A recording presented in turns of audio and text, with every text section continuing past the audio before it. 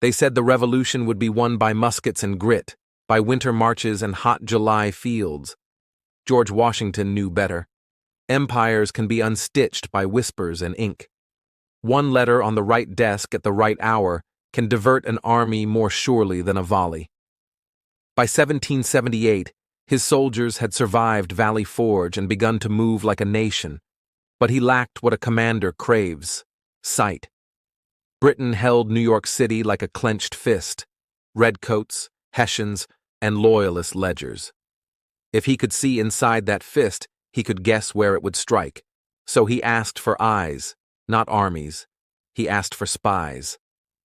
He turned to Major Benjamin Talmadge, schoolmaster turned dragoon, a Long Islander with a tidy hand and a patient mind. Talmadge knew the coves and ferry paths and needed people who could live in plain view and be overlooked. In Setauket, he found Abraham Woodhull, a farmer whose caution looked exactly like innocence. In letters, Woodhull signed himself Samuel Culper, a name Talmadge took from a Virginia map, planning for future shadows by labeling the first. Culper went to New York with produce under British passes, lingered in markets and coffee houses, and learned to keep his face unreadable. Officers bragged, clerks gossiped, dockside men talked timing. Woodhull walked those sentences home by memory and wrote by candle after midnight. Caleb Brewster, a whale boatman with shoulders like pilings, carried the letters across Long Island Sound at night, his crew rowing by the thin light a patrol would miss. On the Connecticut shore, Talmadge gathered scraps and spun them into reports a general could use. Soon the ring needed a language strangers could not read. Talmadge built a code book that assigned numbers to names, places, and common nouns. Washington was 711. New York, 727. Townsend, when he arrived, 723. A sentence went dry as arithmetic. 711 desires, 723, to inform whether 727 prepares for embarkation. And dryness was a shield. If a courier was stopped on the King's Highway, the slip looked like nothing worth a rope. Dr. James J. supplied a sympathetic stain, invisible ink revealed by heat or reagent. A single page could speak twice. Signals hid in ordinary chores. Anna Strong's clothesline became a waterfront semaphore. A black petticoat meant Brewster should land. A pattern of handkerchiefs marked the cove. No proclamation could forbid laundry. Austin Rowe, saddle-hard shopkeeper, rode mile after mile with receipts and ribbons, and, tucked among them, a letter that could tilt the weak. The safest tools were habits no one noticed. By 1779, the ring needed eyes that never left the city. Robert Townsend supplied them. A quiet merchant who poured coffee at James Rivington's shop and kept a ledger neat as a prayer book, he listened while officers talked freely in rooms they believed secure. Townsend, Samuel Culper, Jr., walked past ships bristling at the North River, counting houses where clerks gossiped like sparrows, and barracks where fatigue spoke truer than loyalty. He wrote ordinary letters about tea and bolt cloth, and between the lines in sympathetic stain, the news Washington needed. The harvest rarely shouted. Intelligence is a mosaic of whispers. One week brought several ships fitting with unusual haste, another new boats on the East River. Put together, fragments made a map of intention.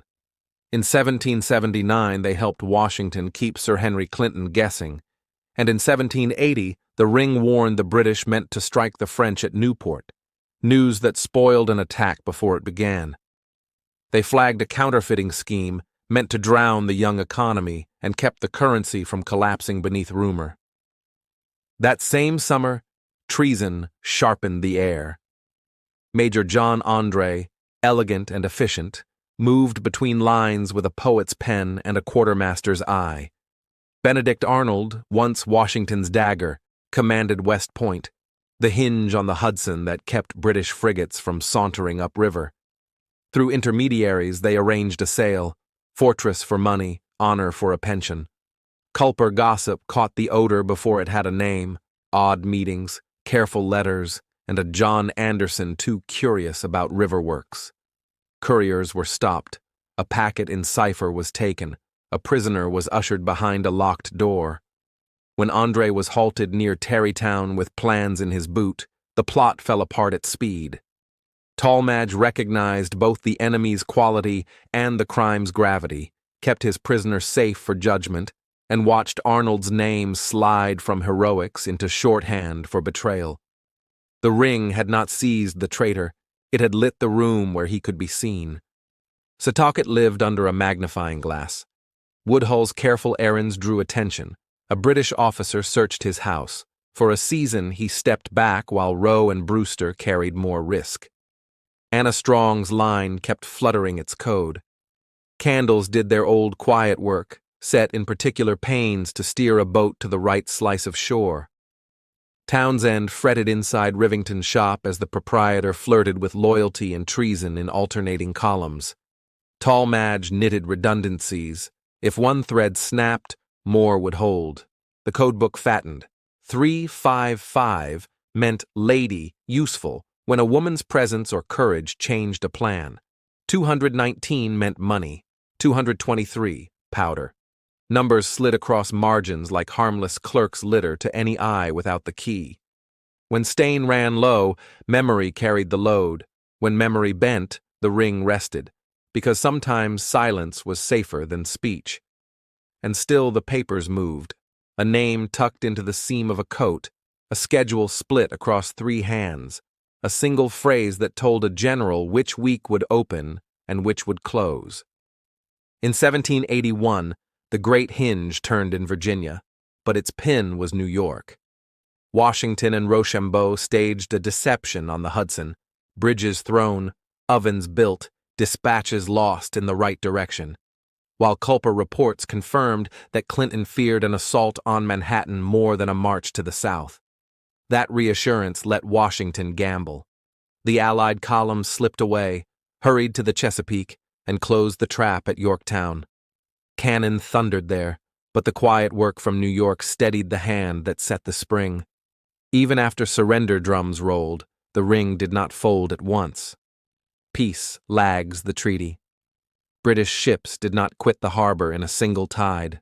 Loyalist resentments did not hush because a band played.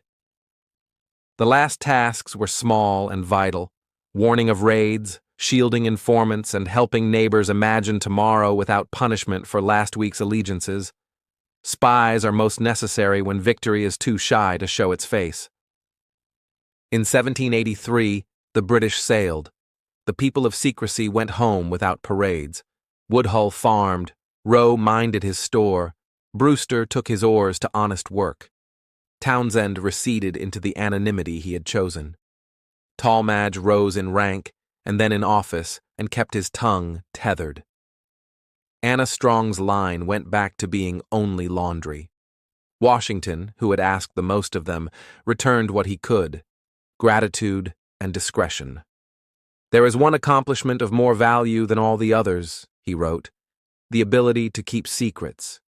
In private, he admitted that spies had been his sharpest edge. Cannon break walls, information chooses which wall to break. For a century, the paper ghosts slept in trunks and attics. Then scholars opened boxes and the ring breathed again. Code books with tidy numerals, letters faintly stained by chemistry that still answered to heat, and receipts that were not receipts at all.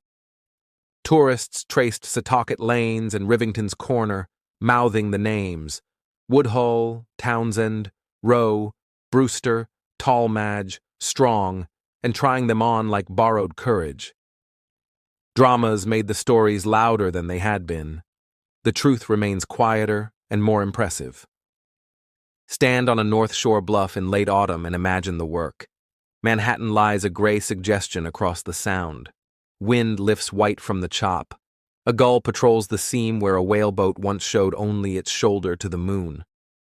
Somewhere behind you, a woman hangs a garment that means, to those who know, tonight. A rider checks his girth for a journey that looks like commerce and is not. a farmer rehearses a harmless sentence he will deliver in a dangerous room.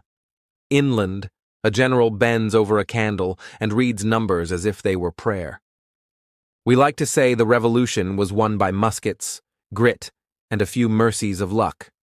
It was. It was also won by ordinary people doing careful, unglamorous work again and again without applause. The Culper Ring lengthened a continent and shrank an empire with the oldest human tool, a message carried secretly from hand to hand. Their tradecraft was simple: numbers, stains, signs. Their courage was not. And when uniforms were folded away, the republic they served kept not only freedom, but a habit worth keeping. Look, listen, measure twice, risk once. Thank you for listening to Last Post History. Subscribe for more true stories from the world at war.